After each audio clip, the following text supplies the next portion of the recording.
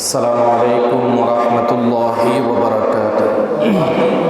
وعليكم السلام ورحمة الله وبركاته. إن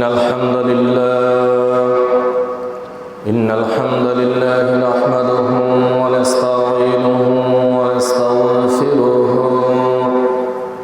ونعوذ بالله من شرور أنفسنا ومن سيئات أعمالنا.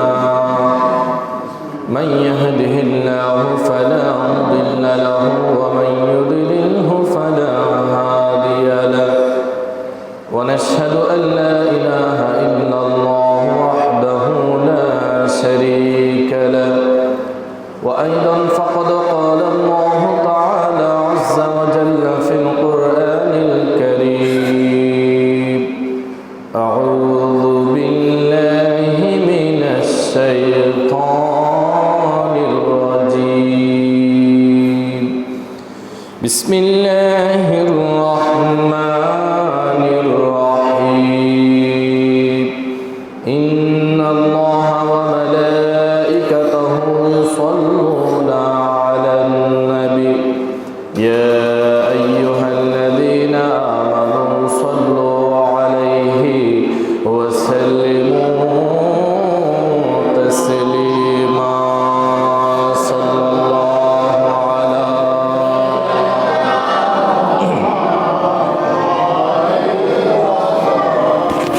صلاة يا رسول الله عليكم محمد سيد الكونين والثقلين والفريقين من عرب ومن عجم. صلاة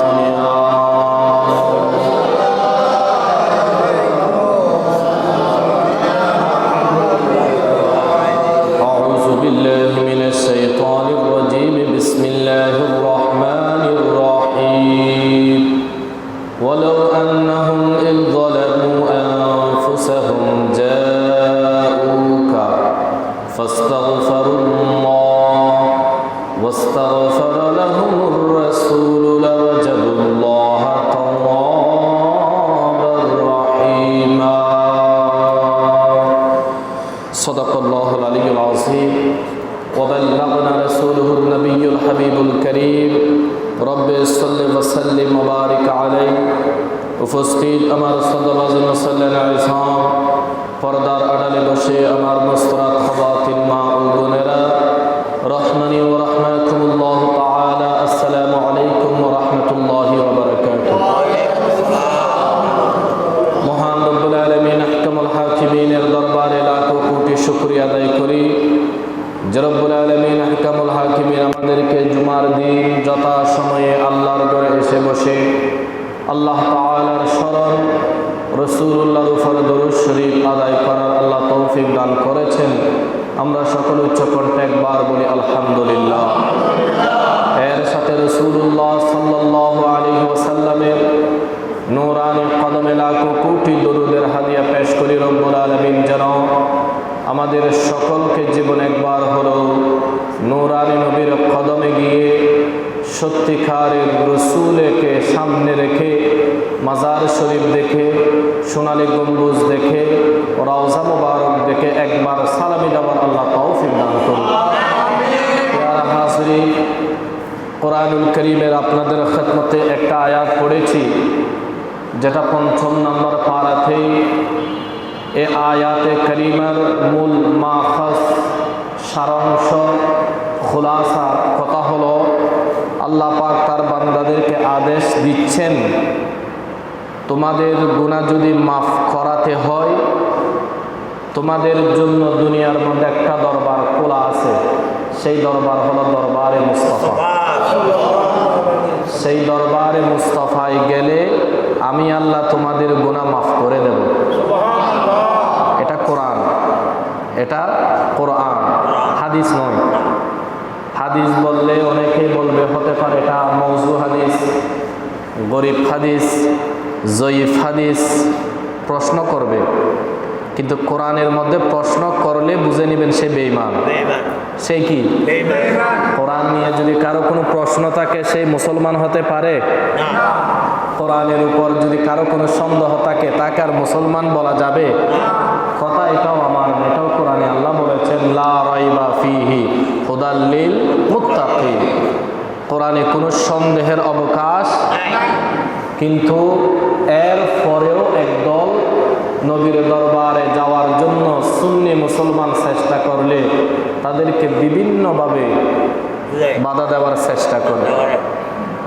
সরাসরি না বললেও এভাবে বলে, কি বলে?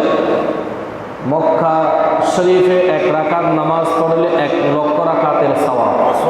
সুবহানাল্লাহ। কথা ঠিক, কথা উদ্দেশ্য কিন্তু খারাপ। 1 রাকাতে 1 লক্ষ রাকাত সওয়াব পাবে মক্কায়, মক্কা শরীফে। আর মদিনা শরীফ নামাজ আদায় করলে 50,000 রাকাতের সওয়াব।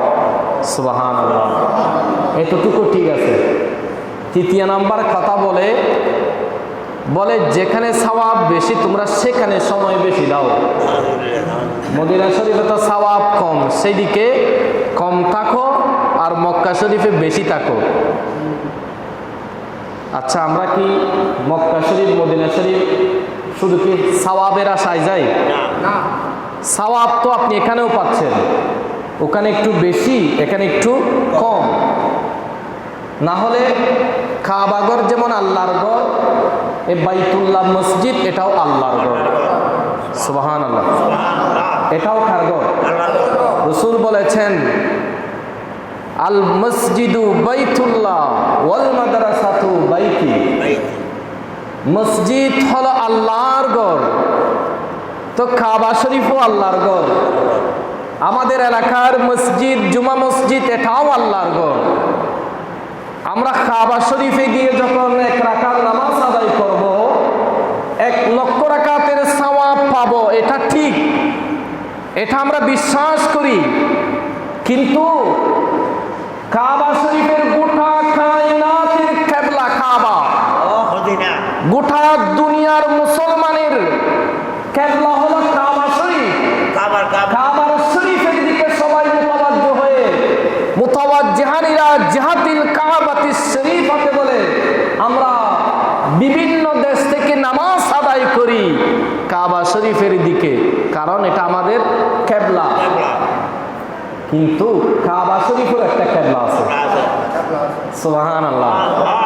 কাবা শরীফের কিবলা অন্য কোনো দিকে নয়। কাবা শরীফের কাছে যদি আমরা প্রশ্ন রাখি, কাবা শরীফ তুমি বলো তোমার কিবলা কে, সে আল্লাহর ঘর জবাব দেবে আমি কাবা শরীফের কিবলা হলো হুজুর মুহাম্মদুর রাসূলুল্লাহ। জোরে বলুন সুবহানাল্লাহ। কাবা শরীফের কিবলা রাসূলুল্লাহ।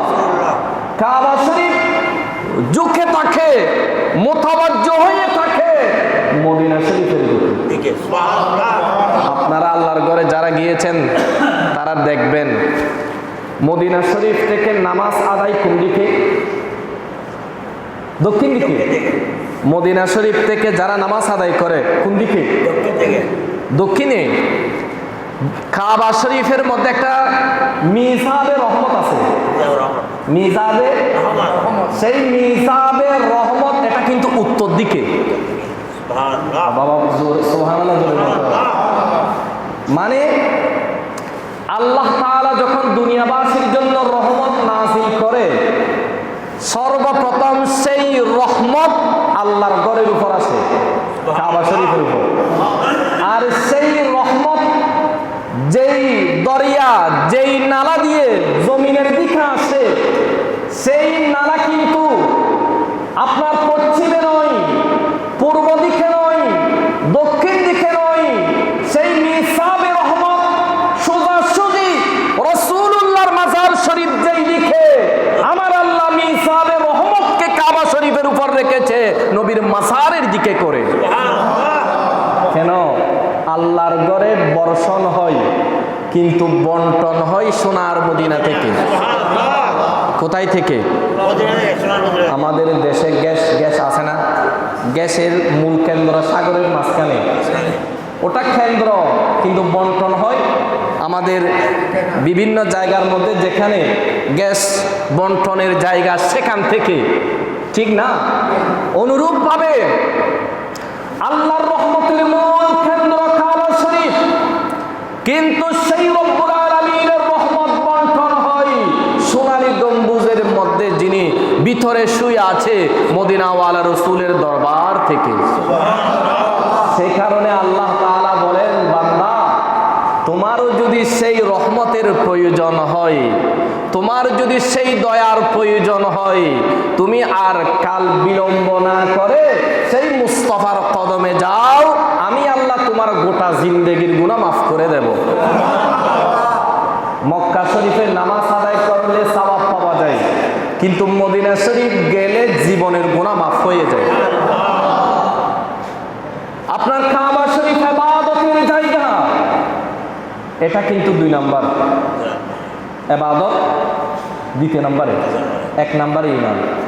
1 নম্বরে বাবা বলুন, 1 নম্বরে 1 নম্বরে ঈমান। যার কাছে ঈমান নাই সে সারা জীবন নামাজ পড়লে হবে?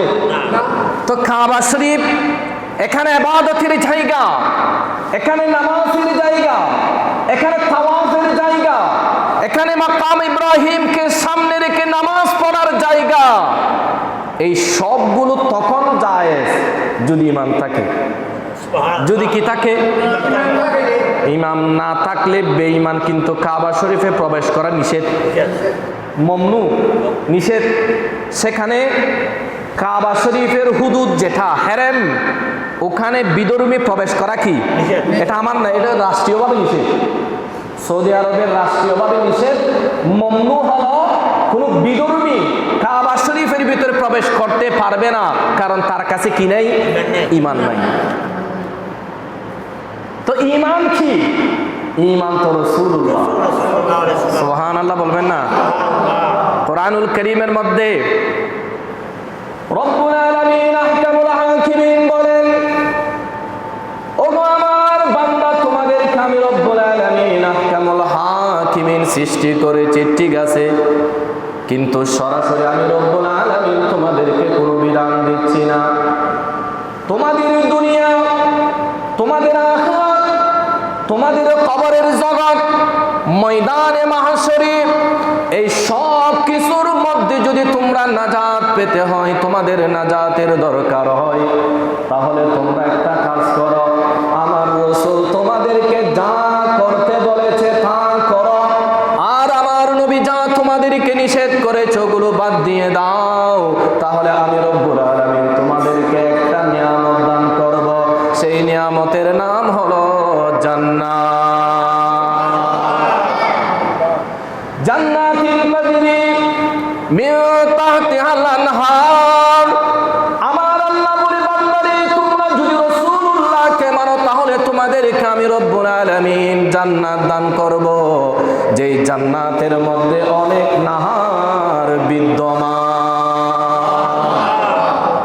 সেখানে অনেক নাহার আছে। নাহরুল মানে নদী, নাহরুল মানে নাহার মানে নদী। প্যারা হাজিরিন, কিন্তু সেই নদীগুলোর মধ্যে একটা জান্নাতি নদী রব্বুল আলামিন আহকামুল হাকিমিন আল্লাহর ঘরের মধ্যে দিয়েছে, যেটার নাম হলো মিজাবে রহমত। হাতিমে কাবার পাশে ওই লম্বা করে স্বর্ণ দিয়ে বানানো, দেখবেন আপনারা গেলে মাকাম ইব্রাহিমের এদিকে দাঁড়িয়ে আল্লাহর ঘরের দরজার সামনে দিয়ে দাঁড়ালে দেখবেন মিজাবে রহমত এইভাবে আছে। প্যারা হাজিরিন, সেই আমার আল্লাহর দেওয়া রহমত, আমার আল্লাহ আসমান থেকে সর্বপ্রথম কাবা শরীফের উপর নাযিল করে, আর সেখান থেকে বন্টন হয় না। সেই রহমত আল্লাহর ঘরে আসার পরে সর্বপ্রথম যেখানে চলে যায় সেটা হলো মদিনাওয়ালা রাসূলের দরবার। আমার রাসূল বলেন,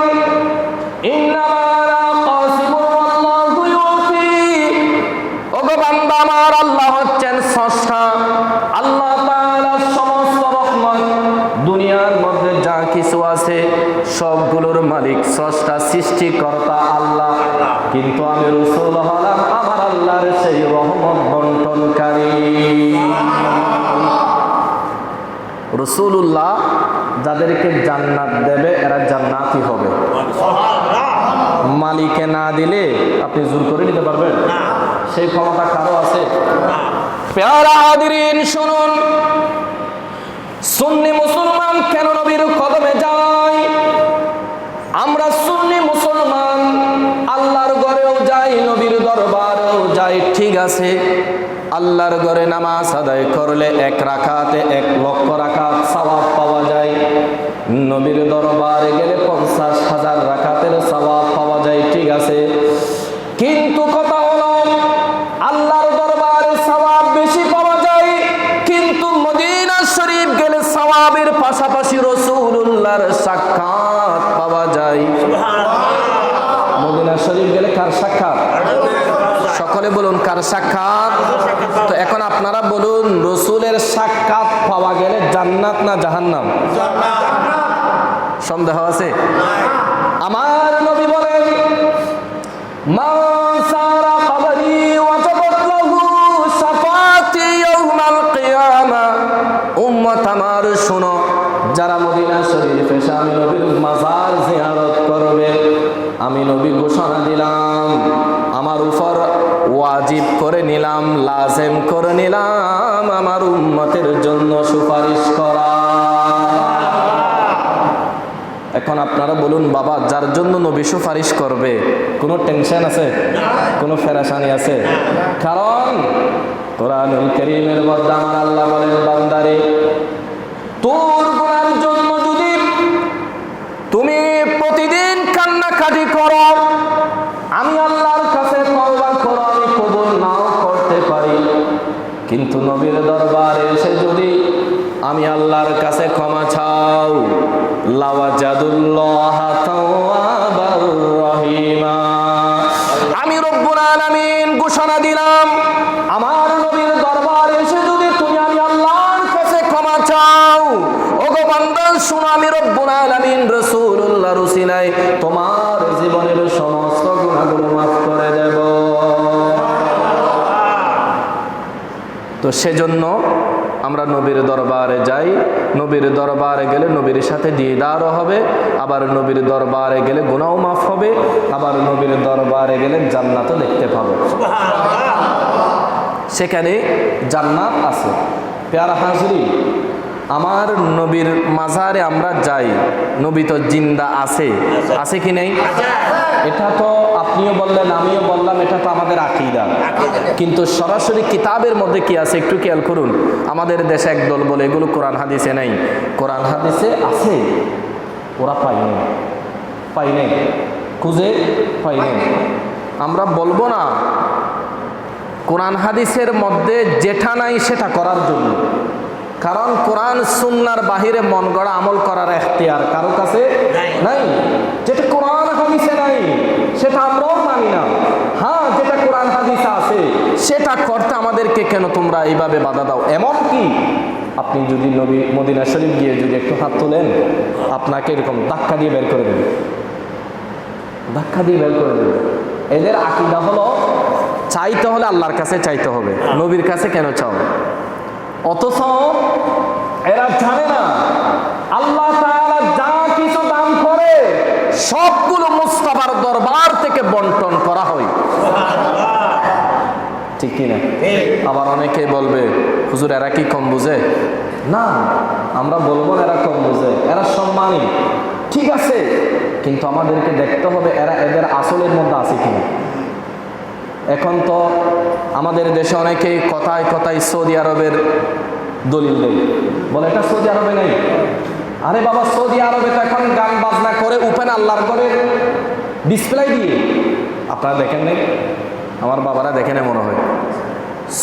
গত সপ্তাহের মধ্যে এদের একটা অনুষ্ঠানে রিয়াদে ওপেন নর্তকীর নাচ, কোনো পর্দা নাই, শরীরে কোনো জামা নাই, সবাই নাচানাচি করতেছে, পিছনে ডিসপ্লে হচ্ছে ডাইরেক্ট আল্লাহর ঘরের ডিসপ্লে, কাবা শরীফে, নাউজুবিল্লাহ বলবেন, ডাইরেক্ট আল্লাহর ঘরের ডিসপ্লে পিছনে বারংবার আল্লাহর ঘরের সেই দৃশ্য বেশে উঠতেছে তাদের সেই ডিসপ্লেতে, আর সামনে নারী পুরুষ সবাই নাচানাচি, তো এখন কথায় কথায় যারা সৌদি আরবে নাই বলে, এখন এগুলাকে আমাদের দলিল নেওয়া যাবে? না। বলুন। না। আমরা দেখব কোরআন সুন্নায় আছে কিনা, কোরআন হাদিসে আছে কিনা।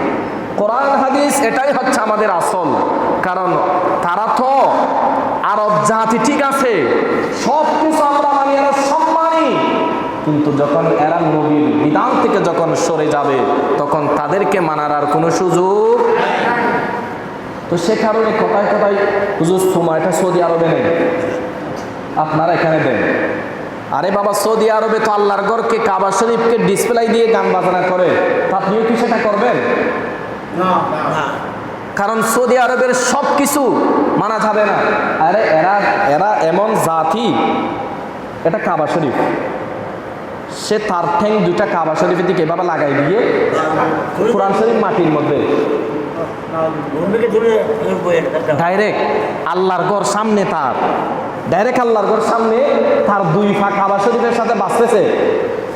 তে মাতাফের মধ্যে তাওয়াফ করার সময় ওখানে শত শত আল্লাহর নবীদের মাজার আছে।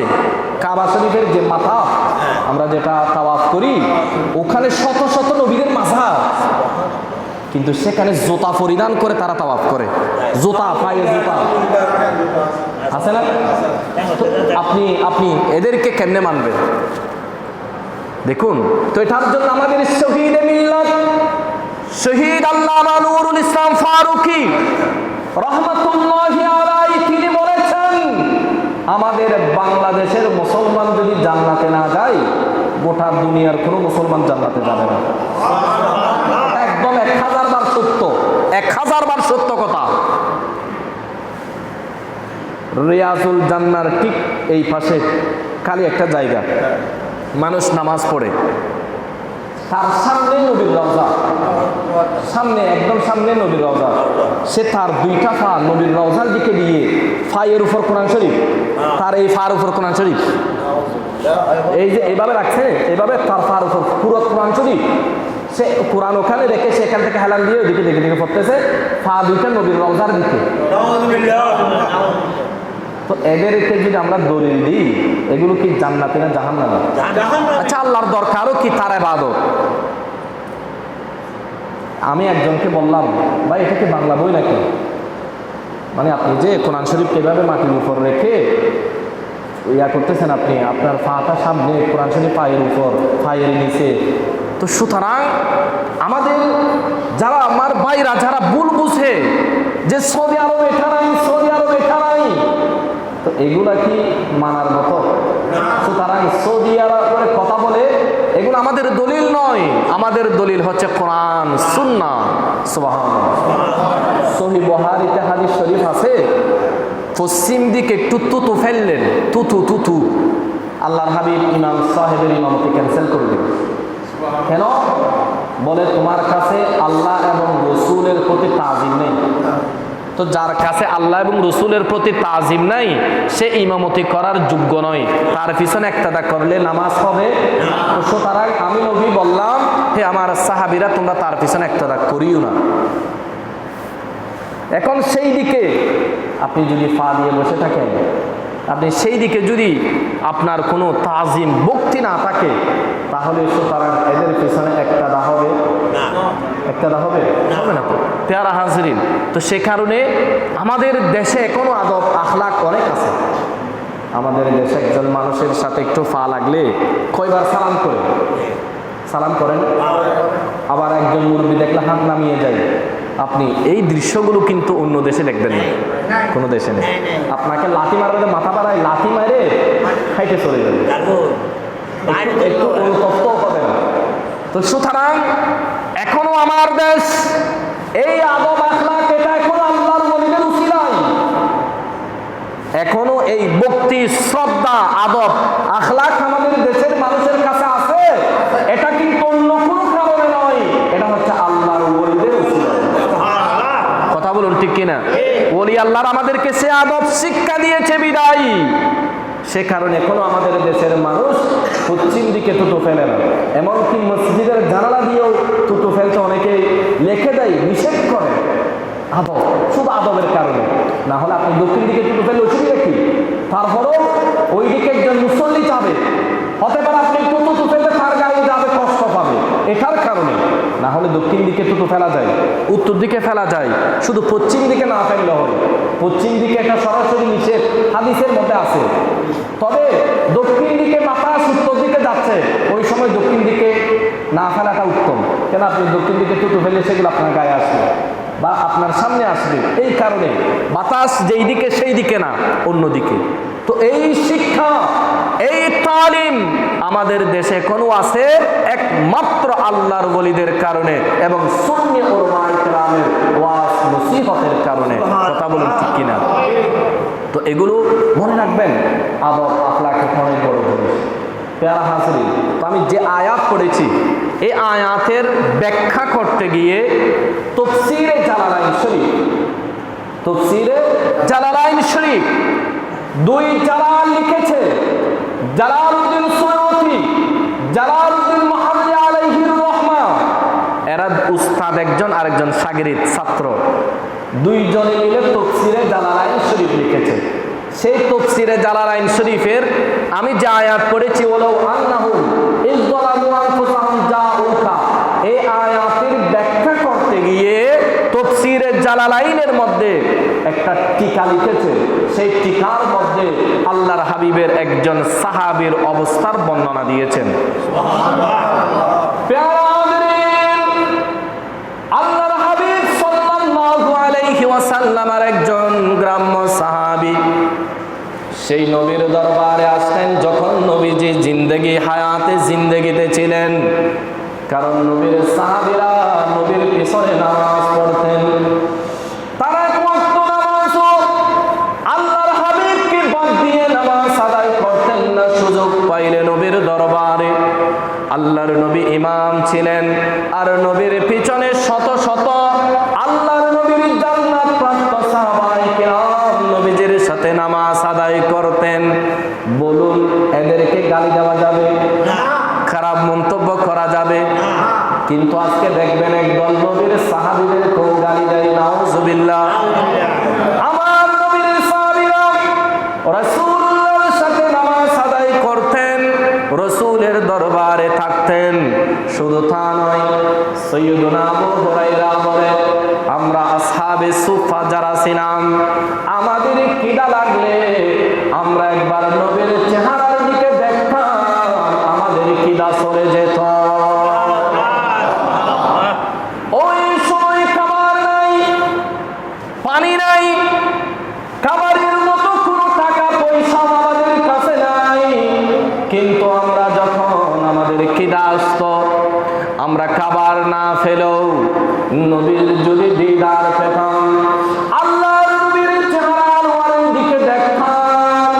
আবু হুরায়রা বলে, আল্লাহর কসম করে বলে দিচ্ছি, রাসূলুল্লাহর দিকে দেখলে আমাদের পানির তৃষ্ণাও চলে যেত, আমাদের খাবারের ক্ষুধাটাও চলে যেত।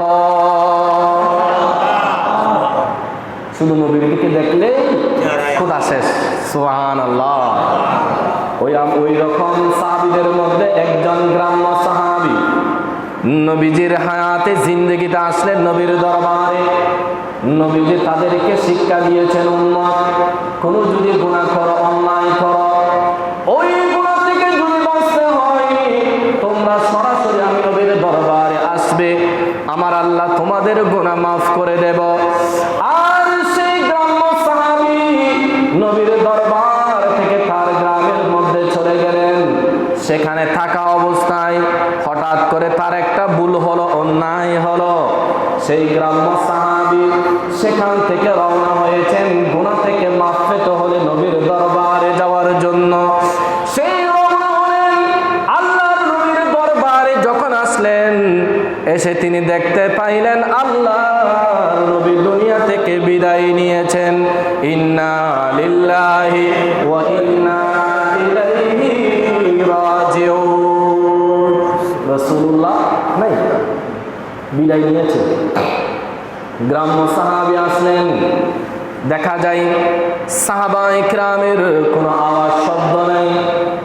এমন মক্কা শরীফে কিন্তু অনেক আওয়াজ, চতুর্পাশে আওয়াজ বেশি, কিন্তু মদিনা শরীফ একটা শব্দ শুনবেন না, একদম নিস্তব্ধ। অথচ লক্ষ লক্ষ মানুষ একই সময় নামাজ পড়ে, লক্ষ লক্ষ, কিন্তু কোনো শব্দ, একদম কোনো আওয়াজ নেই।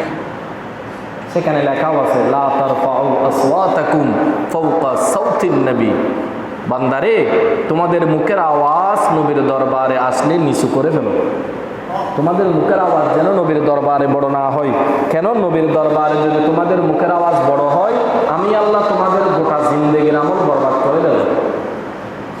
তো সেই কারণে নবীজির দরবারে কথা বলতো, আদর্শ সহকারে কথা বলতো। প্যারা হাজিরিন, আমার নবীর ওই গ্রাম্য সাহাবী নবীজির দরবারে আসলেন, দেখা যায় নবীজি নাই, সাহাবায়ে কেরাম সবাই নিস্তব্ধ। আল্লাহর নবীর সাহাবী একে একে সাহাবায়ে কেরাম সকলের কাছে জিজ্ঞেস করেছেন নবী কোথায়? কেউ জবাব দেয় না। শেষ পর্যন্ত মওলা আলী শের খুদা রাদিয়াল্লাহু তাআলা তিনি বলে, ও রাসূলের গ্রাম্য সাহাবী, আল্লাহর নবী দুনিয়া থেকে বিদায় নিয়েছে, যাও যাও রাসূলুল্লাহর মাজার শরীফ সামনে আছে, রাসূলুল্লাহর মাজার শরীফে যাও। গ্রাম্য সাহাবী রাসূলুল্লাহর মাজারের সামনে গিয়ে সে এমন ভাবে কান্নাকাটি শুরু করেছে, তার কান্না দেখে মদিনার ছোট ছোট মাসুম বাচ্চারা পর্যন্ত কান্না শুরু করে দিয়েছে। সবাই কান্নাকাটি। তার অবস্থা দেখে সে তার মাথাকে এমনভাবে আঘাত করতে শুরু করেছে, সেই এমন অবস্থা যেন মনে হচ্ছে সে মারা যাবে। তার শুধু একটাই কথা, ইয়া রাসূলুল্লাহ, আপনি বলেছেন, আমার আল্লাহ কোরআনুল কারীমের আয়াত নাজিল করে বলেছেন আপনার দরবারে আসলে গুনাহ মাফ হবে, কিন্তু আপনি তো মাজারে চলে গেলেন, কিন্তু এখন আমার কি হবে, কি হবে? ইয়া রাসূলুল্লাহ, আপনি মাজার শরীফ থেকে পয়সা দেন, আল্লাহ আমার গুনাহ মাফ করবে কিনা?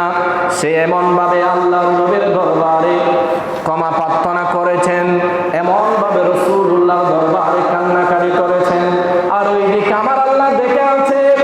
আল্লাহ বলে, ইয়া রাসূলুল্লাহ, ইয়া হাবিবাল্লাহ, আপনি রাসূল দুনিয়া থেকে বিদায় নিল, মাজারে তো জীবিত আছেন।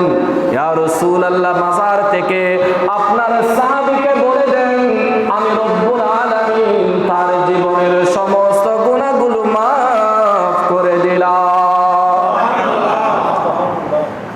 ওই সময় রাসূলুল্লাহ সাল্লাল্লাহু আলাইহি ওয়াসাল্লাম মাজার থেকে জবাব দিচ্ছেন, ও সাহাবী, গফারাল্লাহু মা তাকদ্দামা মিন যামবিকা ওয়া মা তাআখার, তোমার জীবনের শুরু থেকে শেষ তুমি আমি নবীর দরবারে এসে কান্না করার কারণে, গুনাহ ক্ষমা চাওয়ার কারণে আমার আল্লাহ তোমার জিন্দেগীর সমস্ত গুনাহগুলো মাফ করে দিল।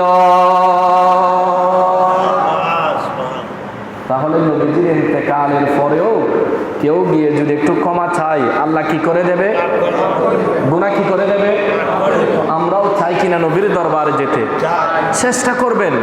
সেই নবীর দরবারে গেলে আপনার জীবনের সকল গুনাহ আল্লাহ মাফ করে দেবে। শুধু তা নয়, আপনি এক এক রাকাত নামাজ আদায় করবেন, 50,000 রাকাতের সওয়াব আল্লাহ দান করবে। শুধু তা নয়, সেই সোনার মদিনায় গেলে আপনি রিয়াজুল জান্নাহ দেখবেন, যেখানে বসে নবীজি খুতবা দিয়েছেন মিম্বরে মুস্তাফা দেখবেন, যেখানে বসে নবীজি সাহাবায়ে কেরামদেরকে নিয়ে নামাজ পড়িয়েছেন, যেখানে নবীর কিবলা পরিবর্তন হয়েছে, মসজিদে জুল কিবলা খান দেখবেন, যেখানে গেলে আপনি মসজিদে জুমা দেখবেন, যেখানে গেলে মসজিদে গমামা দেখবেন, যেখানে নবী হাত তুলে দোয়া করেছে বৃষ্টির জন্য, সাথে সাথে আল্লাহ তাআলা আসমান থেকে রহমতের বৃষ্টি নাযিল করেছে। যেই মসজিদে নবীজি নামাজে দাঁড়িয়েছে, 4 রাকাত নামাজ পড়েছেন, 2 রাকাত সেখানে বাইতুল মুকাদ্দাসের দিকে, আর 2 রাকাত নামাজ আদায় করেছেন বাইতুল্লাহ শরীফের দিকে। সেই কিবলা পরিবর্তন যেই মসজিদ, সেটাকে বলা হয় মসজিদে জুল কিবলাতাইন। সেটাও মদিনা শরীফ দেখবেন। মদিনা শরীফ গেলে সোনালী গম্বুজ দেখবেন, মদিনা জান্নাতুল বকি শরীফ, যেখানে আল্লাহর নবীর সাহাবী সৈয়দনা ওসমান জিন্নুরাইনের মাজার শরীফ দেখবেন, যেখানে মা ফাতিমাতুজ জোহরার মাজার শরীফ আছে, আবু হুরায়রার মাজার সহ আল্লাহর হাবিবের প্রায় 10,000-এর অধিক সাহাবায়ে কেরামের মাজার শরীফ জিয়ারত করতে পারবেন। সবগুলো মদিনা শরীফে। ঠিক মদিনা শরীফের দক্ষিণ পাশে, দক্ষিণ পশ্চিমে কর্নারে যেই মসজিদে কমামা আছে, নবীজির সাহাবীরা আসলেন, হুজুর বৃষ্টির দরকার, একটু দোয়া করেন। ওই জায়গায় বসে রাসূলুল্লাহ হাত তুলেছেন, সাথে সাথে আল্লাহ তাআলা বৃষ্টি নাযিল করেছেন। বৃষ্টি বেশি হয়ে গেল, রাসূল একটু কমাইলেন, আর দরকার নাই, আবার হাত তুলেছেন, আল্লাহ তাআলা বৃষ্টি বন্ধ করে দিয়েছে। এই সবগুলো কোথায়? মদিনা শরীফ। মসজিদে বেলাল দেখবেন, আপনার উহুদ পাহাড় দেখবেন, সবগুলো মদিনা শরীফে।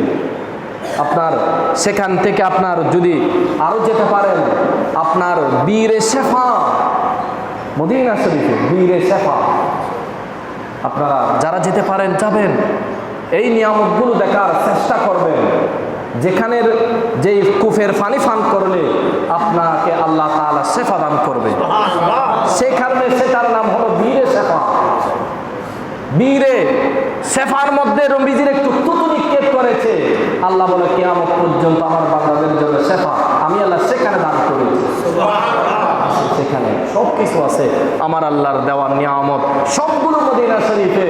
তো যারা গিয়েছেন ভাগ্যবান। এখন আপনারা যারা যেতে পারেন নাই, আল্লাহর কাছে শুধু একটাই ফরিয়াদ করবেন, আল্লাহ জীবনে একবার হলেও আপনার হাবিবের কদমে যাওয়ার ব্যবস্থা করে দেন। আল্লাহ যেন আমাদের সকলকে কবুল করেন, আমিন। ওয়া মা লা ইলাহা ইল্লাল বারাক। আসসালামু আলাইকুম ওয়া রাহমাতুল্লাহ। সুন্নাত আদায় করেন।